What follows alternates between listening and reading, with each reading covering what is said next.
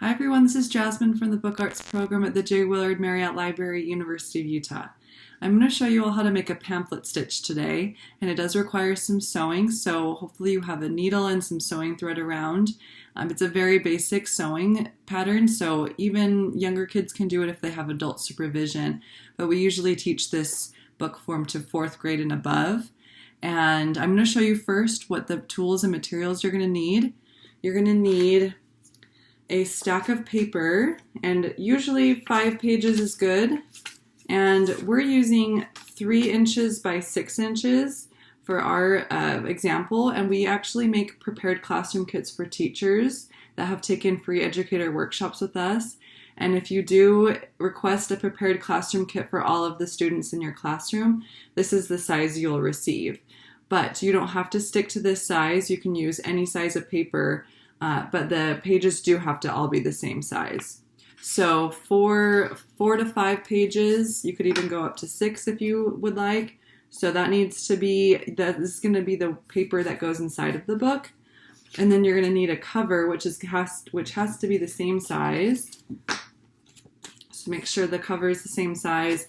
And again, a cover weight paper, so something like cardstock would be really great, construction paper for the cover. And then just really quick, going back to the pages, you can use anything like printer paper for the actual pages. So those need to be the same size. You're going to need a piece of string. And if you don't have string available, embroidery thread also works. You can also use dental floss. However, sometimes it does tear through the book, so you'll have to be pretty careful with that. And the length of it needs to be 3 times the height of the book. As far as tools, you're going to need a paper clip, you're going to need a sewing needle, you're going to need a push pin, and a piece of styrofoam or cardboard, something to push into. You could also use the carpet to push into. This is for when we actually punch the sewing stations, which are the hole punches in the book, so that we have something to sew through. So you're going to need something to push into the book. You can also use your needle for this if you don't have a push pin, and then using something to push into. And then the last thing you're going to need are a pair of scissors. So go ahead and pause there, and when you come back, we'll start sewing the book. All right, once you've gathered all of your tools and materials, here's how we construct the book. You're going to put all of the pages together with your cover, and we want to make sure they're all lined up. So you're going to do this, which we've all done our entire lives. There's actually a term for this in bookbinding. It's called jogging the paper. So you're going to jog your paper so it's all lined up, and you're going to make sure that the cover is with the rest of the pages, and you're going to fold this entire thing in half all at the same time. So not one individually, one piece of paper at a time. You're going to take the whole thing and fold it in half. And this is really important. Line up your corners and your edges. And once you have it positioned, you're going to put your finger right in the center where that spine is going to go, so where the fold is. You're going to push down, and you're going to fold from the middle to the outside, to the outer edges. And you can use the side of your scissors to go over it a couple of times to really enforce that fold. Okay, so we just made what looks like a book. Now all we have to do is sew it together. So you're going to take your sewing thread and your needle, and if you're not familiar with sewing, this is the eye of the needle, and you're going to put this string through the eye, and you're going to bring it through about 2 inches. So you're definitely going to want a long tail and a short tail, so short and long tail. If you make them the same length, once you start sewing, you're going to run out of string, and so you're going to make sure that it is a long and a short tail. All right, then you're going to take your styrofoam and your push pin, and you're going to, or you can go to the floor for this, you're going to situate your book in a letter V, and you're going to set it on to the ground, onto the carpet, and don't use the tile floor because you need something to actually push into, so carpet is better, or a piece of cardboard like I said earlier. So now you're going to take your push pin and you're going to make 3 hole punches, and these are going to be our sewing stations. One is going to go in the middle, right in the middle there, and it has to be right in the crease, right in the fold. One towards the top, and notice that it's pretty close to the top, but not too close to the edge. We don't want it to be all the way at the top because then it could rip through the book a little more easily.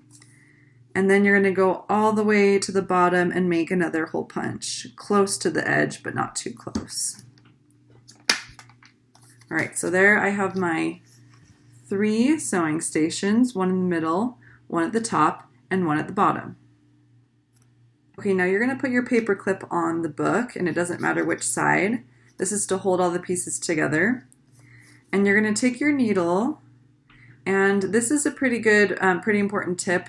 As you're sewing, you want to make sure that you pinch the eye of the needle. Otherwise, if I hold the needle up here, it's more likely for your thread to come off the needle. So make sure you're pinching the eye of the needle unless it's going through the book.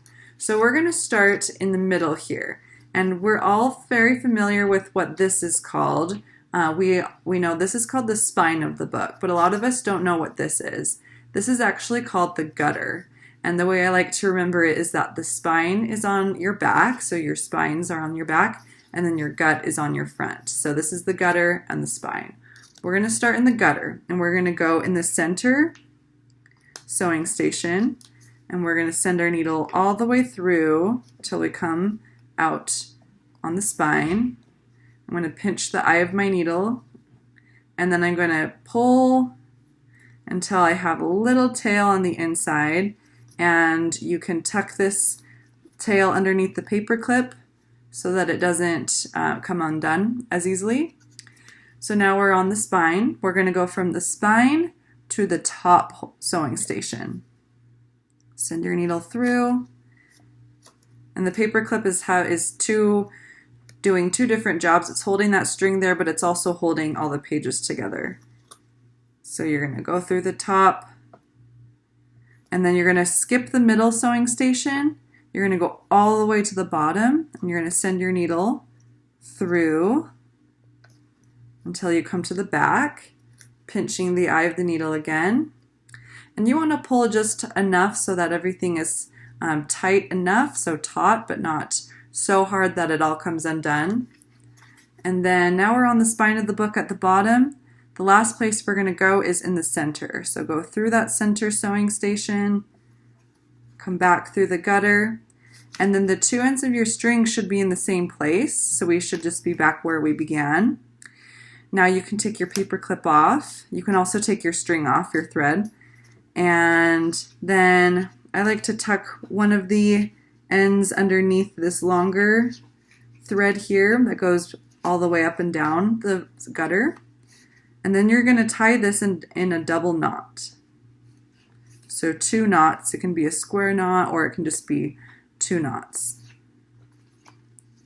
Okay, now you're going to have a little bit of excess string, and we're just going to trim it. And make sure that you don't go too close to the knot because it's going to come undone a little bit more easily. So come maybe about 1/4 to 1/2 inch away from the knot. And I'm left-handed, so I'm not using the right scissors. Okay, so here we go. There's the knot, and now you have a pamphlet book. And in the next video, I'm going to show you guys some examples that we've made at the Book Arts program as ways that you can develop this and add some content to your book.